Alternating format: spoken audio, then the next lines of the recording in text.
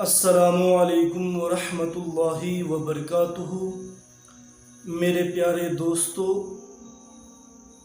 حسد یعنی جلن ایک ایسی بیماری ہے کہ جسے یہ بیماری ہو جائے اسے چین و سکون نہیں رہتا۔ حسد کرنے والا حسد میں جل جل کر تباہ و برباد ہو جاتا ہے۔ دنیا کی آگ اتنی تباہ نہیں کرتی جتنی حسد جلن کی آگ تباہ و برباد کر دیتی ہے۔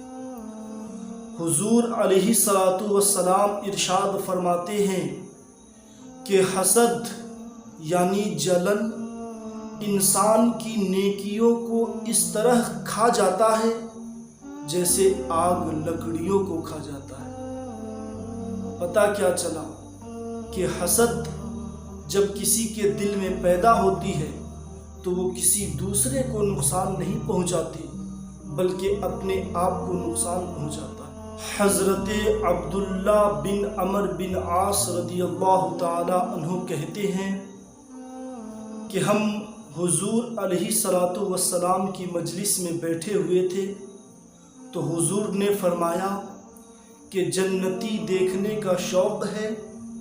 تو ہم نے عرض کیا یا رسول اللہ ہاں کیوں نہیں؟ تو حضور نے فرمایا کہ اپنی نگاہیں دروازے کی طرف جما لو اور جو پہلا شخص مسجد میں داخل ہوگا وہ جنتی ہوگا۔ حضرت عبداللہ کہتے ہیں کہ ہم سب کی نگاہیں دروازے پر جم گئی، دروازے کی طرف اٹھ گئی اور انتظار کرنے لگے کہ کون ہے وہ خوش نصیب شخص کہ حضور نے ان کے لیے بشارت دے دی کہ وہ جنتی ہے۔ تو ہم نے دیکھا کہ ایک بوڑھے بزرگ مسجد میں داخل ہوئے جن کے تازہ وضو کی وجہ سے ان کے اعضائے وضو چمک رہے تھے۔ وہ آئے، اب اگلا دن آیا اور حضور نے فرمایا کہ جنتی دیکھنے کا شوق ہے؟ تو ہم نے کہا یا رسول اللہ کیوں نہیں؟ تو حضور نے فرمایا کہ دروازے کی طرف دیکھو کہ اب جو بھی شخص داخل ہوگا وہ جنتی ہوگا۔ حضرت عبداللہ کہتے ہیں کہ ہم نے دیکھا کہ پھر وہی بزرگ تشریف لائے کہ تازہ وضو کی وجہ سے ان کے اعضائے وضو چمک رہے تھے۔ سبحان اللہ۔ پھر تیسرا دن مجلس میں ہم بیٹھے ہوئے تھے، حضور علیہ الصلوۃ والسلام نے فرمایا کہ جس کو جنتی دیکھنے کا شوق ہو وہ دروازے کی طرف دیکھے۔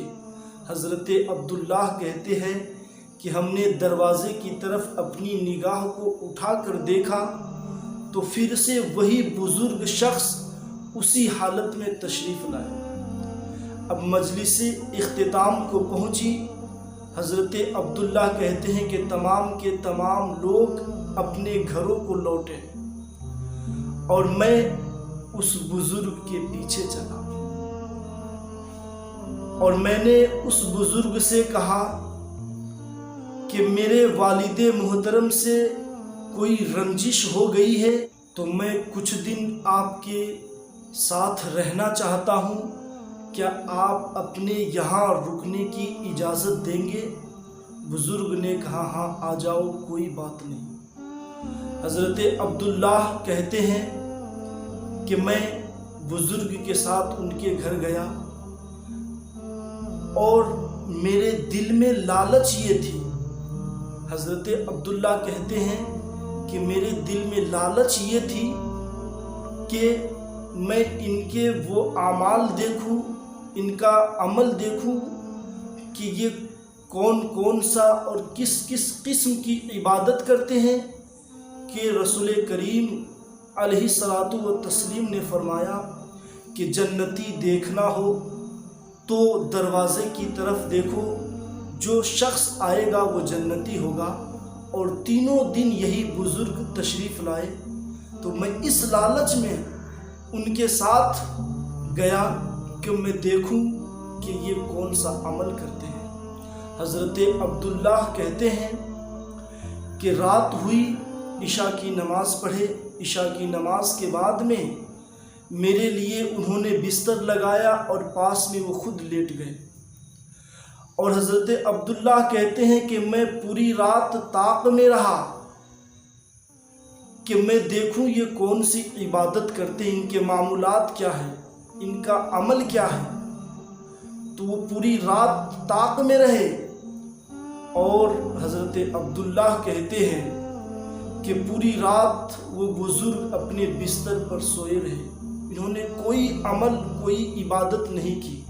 ہاں اتنا ضرور ہے کہ جب وہ کروٹ بدلتے تو رب تبارک و تعالیٰ کا نام لیتے۔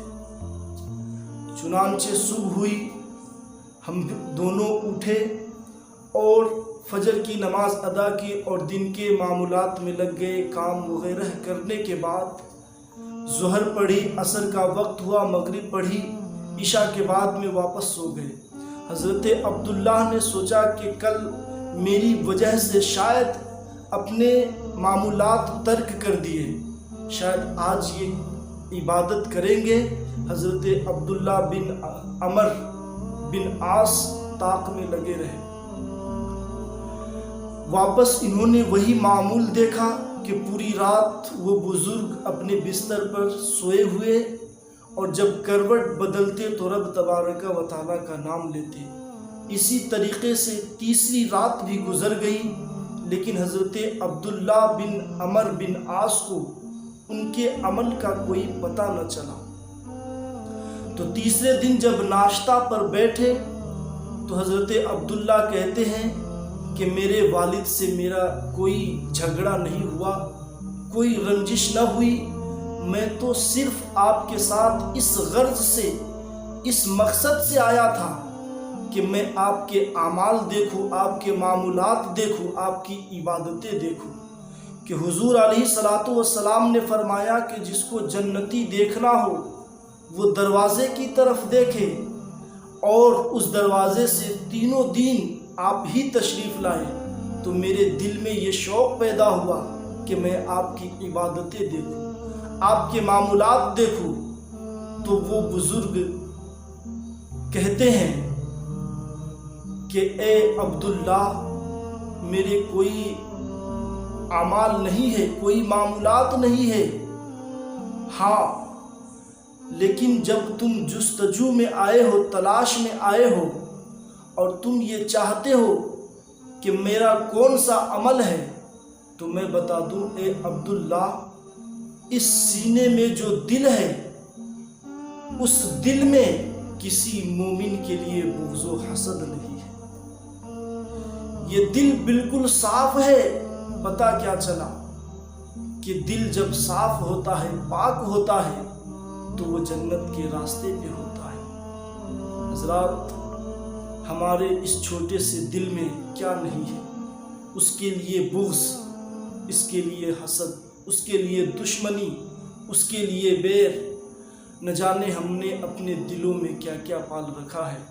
لیکن میرے پیارے دوستو، یہ حسد اتنی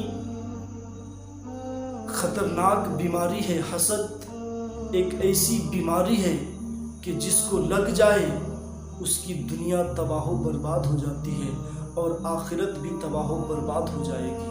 لہٰذا حسد نہ کرے، بلکہ جب بھی کسی کو خوشحال دیکھے تو اس کو دیکھ کر خوش ہو جایا کرے، اور اللہ تبارک و تعالیٰ کی حمد بیان کیا کرے۔ اللہ تبارک و تعالیٰ سے دعا ہے اپنے پیارے محبوب دانۂ غیوب کے نقش قدم پر اور بتائے ہوئے فرمان پر عمل کرنے کی توفیق فرمائے۔ السلام علیکم ورحمۃ اللہ۔